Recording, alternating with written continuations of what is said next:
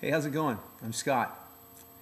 Not so long ago, my wife and kids went out and went berry picking. They came back with the berries and they made me a blackberry cobbler. It was awesome. It was fantastic. But as I was eating it, I thought, I need something with this just to kind of complete the picture. So I went and I poured myself a real nice tall glass of ice cold milk, and it was fantastic. Tasted really good. Sure, you don't find that to be much of a surprise. But what if I told you that the one glass of milk wasn't enough? It didn't quench my thirst. The cobbler was great, but I thought, man, this milk, I need more. And if I poured myself a second glass of milk to go with that, if I think, whatever, no big deal. But if I said, you know what, even 2 glasses wasn't enough, what I actually found is I needed to go out and drink an entire gallon of milk.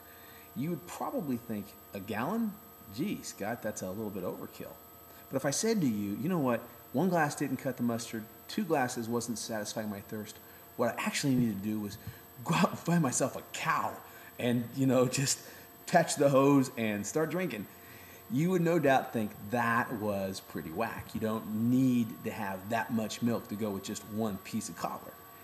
Now, if that's the case with milk, how come it seems to be that when we have friends or family members, people that we are in community with, and we see them pursuing things in life, maybe money, maybe possessions, things like clothes, different stuff, material stuff.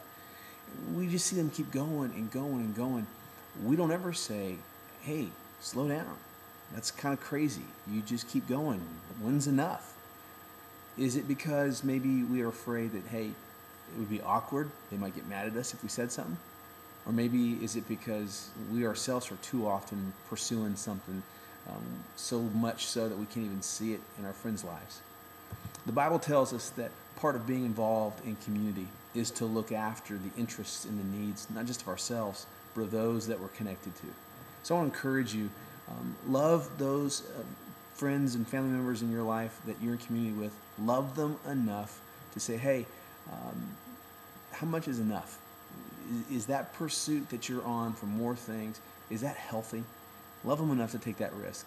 And if you yourself are pursuing things in such a clip that it's unhealthy for you, stop and think about the milk deal. If it's ludicrous to talk about it as milk, it's pretty crazy to talk about it with anything else as well. You've been pushed. See you next time.